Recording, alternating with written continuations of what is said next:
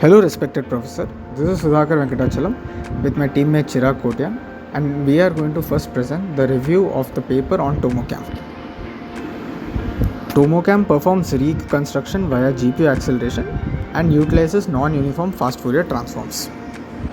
This is the table of contents first where we are going to present the research paper, and then we are going to present what we did for our project. Okay, so now I'll give a brief introduction to tomography. Tomography is a technique for imaging the internal structures of objects without physically dissecting them. It involves capturing a series of 2D images or slices from different angles around the object and using these slices to reconstruct a 3D representation of the internal structure. Its importance lies in the ability to provide detailed cross-sectional images of the body, allowing healthcare professionals to visualize internal structures and identify various medical conditions. It is the most frequently used imaging modality for diagnosis due to its wide availability, short acquisition time, and ability to distinguish bones and various tissues within the body efficiently. Okay, now on to the limitations of existing methods. In dynamic or challenging experimental conditions, methods like filtered back projection (FBP) are commonly used for their simplicity and computational efficiency. They may indeed result in lower quality reconstructions in situations where samples are evolving, susceptible to radiation damage, or when experimental geometry poses limitations. In such cases, more advanced and iterative reconstruction methods become essential for improving the quality and accuracy of reconstructed images. Direct approximation methods like FBP rely on a sufficient number of projections from various angles to reconstruct a high-quality image, in situations where the experimental geometry restricts the acquisition of sufficient views. In cases where only a limited range of projection angles is available, which is also called as limited angle tomography, direct methods may struggle to produce accurate reconstructions. So in summary, while direct approximation methods like FBP are valuable for their simplicity and speed, their limitation becomes apparent in complex experimental scenarios. Now, what is MBIR, or model-based iterative reconstruction? In medical imaging, particularly in computed tomography (CT scans), MBIR refers to a reconstruction technique. It involves using mathematical models and iterative algorithms to reconstruct high-quality images from the raw data obtained during imaging. However, current CPU-based implementations of MBIR typically require a large compute cluster to achieve turnaround times that are comparable with data collection times. This not only adds extra time to experiment to analysis loop, but also places an additional burden on material scientists who must acquire a new set of expertise in using computer cluster. Now on to TOMOCAM. TOMOCAM is GPU-accelerated implementation of MBIR that is based on non-uniform fast Fourier transforms approach, or the NUFFT approach. TOMOCAM overcomes these computational cost limitations by reformulating the fundamental operators in MBIR in terms of the sample's Fourier coefficients, which describe the fundamental frequencies of the sample's density, similar to individual notes that make up a piece of music. The GPU-based acceleration involves using computational power of GPUs to perform specific tasks, in addition to their traditional role in rendering graphics. GPUs are highly parallel processors with many cores designed for handling large amounts of data simultaneously. This parallel processing capability makes GPUs well suited for certain types of computations beyond graphics rendering, leading to significant acceleration in various applications. So what is a radon transform? The radon transform is an integral transform that takes a function f x, y defined on the plane to a function rf defined on the space of lines in the plane, whose value at particular line is equal to the line integral of the function over that line. Here we can see an image which shows the pictorial representation of radon transform, and the associated formula is also attached over here. What is the Fourier slice theorem? The Fourier slice theorem, or the central slice theorem, relates the 1D Fourier transform of a projection with the 2D Fourier transform of the region of the image from which the projection was obtained. Now, to simply put the formula into words, by central slice theorem, the Fourier transform of RF in the direction of n cap is equivalent to the slice of the Fourier transform of f along n cap. The formula is attached in this slide.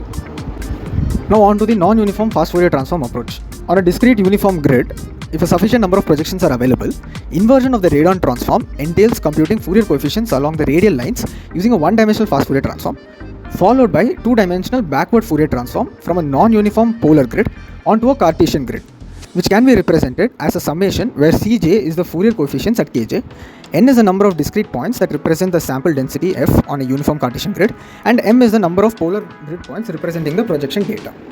The formula is attached. The use of non-uniform fast Fourier transform is an efficient method for computing the inverse radon transform in tomographic imaging. NUFFTs provide a precise and efficient alternative for computing the inverse radon transform. The method involves computing Fourier coefficients on polar grid using a sequence of one-dimensional FFTs along radial lines.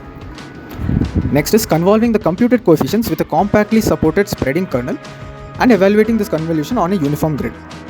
Lastly, performing an inverse Fourier transformation on the convolution values and dividing it by the Fourier transform of the kernel is done.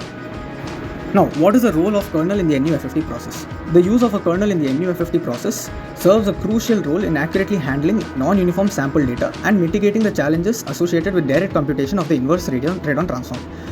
The kernel is introduced to address the non-uniformity of the sample data. It acts as a weighting function that adjusts the contribution of each data point based on its position. We can think of the kernel as a smoothing function that spreads the influence of each data point to its neighboring points. This is especially important when the data points are irregularly distributed. The compact support ensures that the influence of each data point is limited to a local region. This helps in controlling the computational complexity and improving efficiency. A wider kernel allows for more accurate representation, but it may increase the computational cost. How actually does FFT speed up MBIR? The FFT operation is highly parallelizable, making it well suited for modern computing architectures, including GPUs. This parallelization capability allows multiple FFT computations to be performed simultaneously, further enhancing the computational efficiency. The reformulation of MBIR operators in terms of Fourier coefficients and the use of FFT result in a reduction in the overall computational complexity, making it more feasible to perform iterative reconstructions on large and complex datasets. Now, I would like to call Chirag, who will explain the implementation part of TOMOCAM.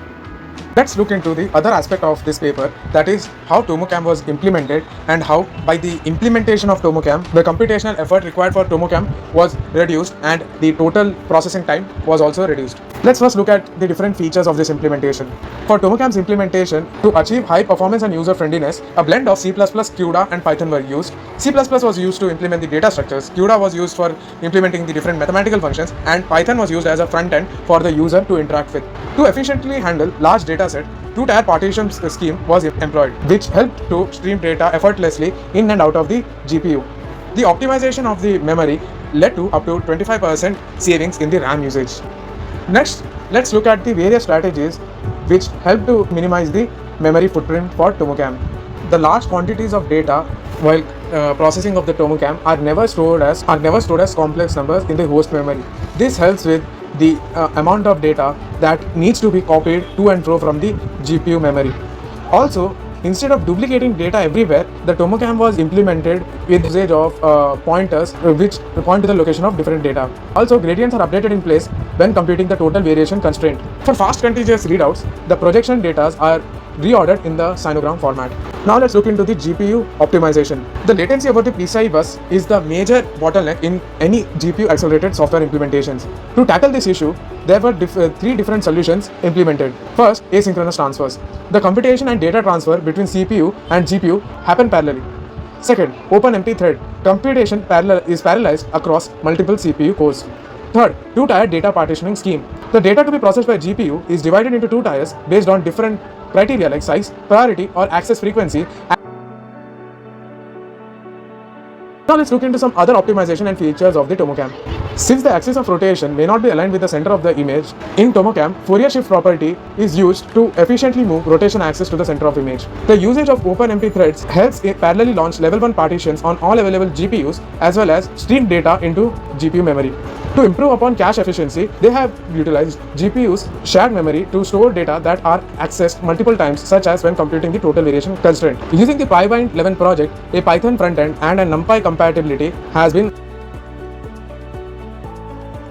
Now let's look at the difference between TOMOCAM implementation and other implementations. So the other implementations which we are considering here are FBP, filtered back projection, specifically GridRec, SVMBIR, Super Voxel model-based iterative reconstruction, which is an open source implementation, Tigray, tomographic iterative GPU-based reconstruction toolbox, which is also open source. As you can see from the graph K and also comparing AF, BG, CH, DI and EJ, we can say that the best output is obtained from the FBP implementation, but FBP implementation is very computationally heavy. The next best would be given by SVMBIR implementation and then. But as we can see from this slide, TOMOCAM implementation can give us results in way less time than other model-based iterative methods. Let's also look at the comparison between TOMOCAM and SVMBIR. The results of the TOMOCAM are very close to SVMBIR, even though the time difference between the reconstruction is huge. Both TOMOCAM and SVMBIR are effective at suppressing noise. Now next, let's begin with aim of our project. The aim of our project can be divided into two parts.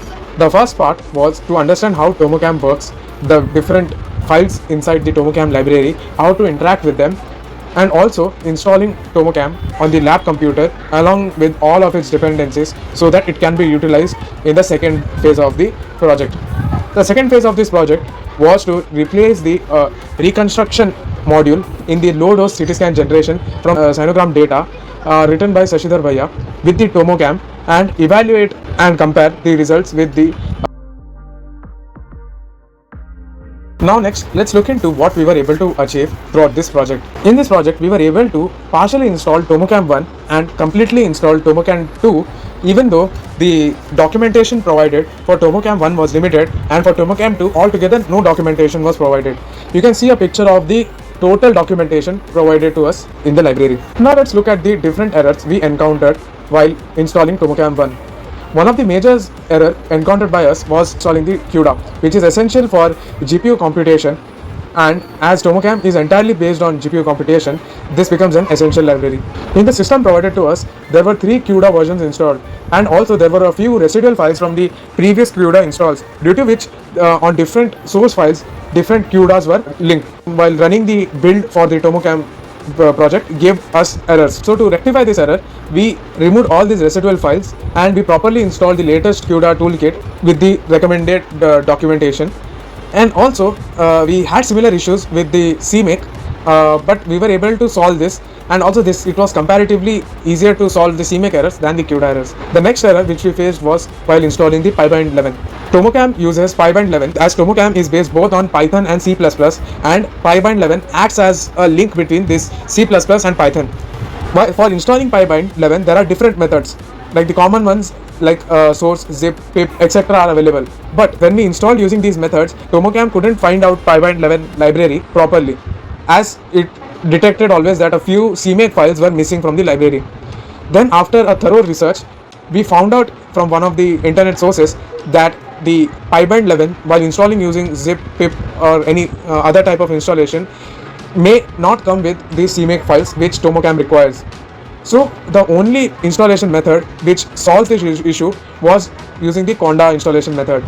So for that, we first installed Miniconda, and using Miniconda we installed the PyBind 11 and we were able to solve this issue. Now let's talk about the next issue we faced while installing TOMOCAM 1. This is one of the major issues which we faced, and one of the issues we weren't able to solve. So TOMOCAM requires QFI NUFFT library for doing the fast Fourier non-uniform computations, but due to some issues, TOMOCAM while installation couldn't find this QFI NUFFT library. Upon deeper dive, we found out that the QFI NUFFT library has been depreciated, and the recent versions of QFI NUFFT library has been merged with the FI NUFFT library. Also, while we followed the installation for both the legacy codebase for QFI NUFFT library and the newly updated FI NUFFT library, we faced a constant error that the installation couldn't find these libraries. Even though the documentation of FI NUFFT stated that by default these libraries should be found at user/local, where our CMake was searching for the libraries. In our case, due to some issues, the libraries were not being installed there. To deal with this issue, we tried to use different methods by changing the CMake files, by looking at the different CMake files available in the TOMOCAM, etc. One of the methods which we tried to employ was editing the CMake of TOMOCAM such that it itself installed FI NUFFT library and properly sourced it. This kind of worked, but as expected, due to the change in the syntax of the legacy CU FI NUFFT on which TOMOCAM 1 was based to the newer version, the errors which now we got were more of syntax errors, which we tried to solve but we couldn't. Okay, I'll be talking about different types of errors that we encountered while implementing TOMOCAM 2.0 instead of TOMOCAM 1. Few files and dependencies were missing in the package and had to be downloaded separately, which in turn had other dependencies which had to be downloaded again. This was leading into a never-ending spiral. As you can see over here, a file named types.h is open, which depends on another file named cucomplex.h. Now the cucomplex.h was not there in the package that they had given, so we had to download it separately. Once we downloaded cucomplex.h, we saw that it depends on vector types.h, which was again not available, so we had to again download it separately. Now when we downloaded vector types.h, we saw that it depends on host defines.h. Now again, host defines.h, as we can see, is not present in the photo which is attached over here, which was again leading into a never-ending spiral. Okay, so one more problem was that it was not clear as to how the data should be fed into TOMOCAM 2.0. That is, basically we didn't know which index should mean what in the data while entering into TOMOCAM 2.0. This was another great problem which was causing confusion, because of which we couldn't implement TOMOCAM 2.0. And another problem that we encountered was with wheel building. There was a wheel building error which was encountered due to setup.py file, due to which the pyproject.toml was unable to run. Here we have attached the photo of the error. Okay, now on to the shortcomings of the library. Neither TOMOCAM 1.0 nor TOMOCAM 2.0 have proper documentation on how to use them. Only the installation steps were provided, and that too were not complete. The hierarchy of the data to be used in TOMOCAM from HDF5 files were not mentioned, causing a confusion as to which of the indices in the input data were supposed to be the dimensions of the image and which one was supposed to be the angle. Now, since we were working with sinograms, there were 3 dimensions, 2 of them which denoted the dimension of the image and 1 which was the angle. Now, since there was no clarity on which one was the angle, it caused confusion. And the third shortcoming of the library is that there were missing files in TOMOCAM 2.0, which was already mentioned above. Okay, so with that we would like to conclude our presentation. Thank you for listening to our presentation.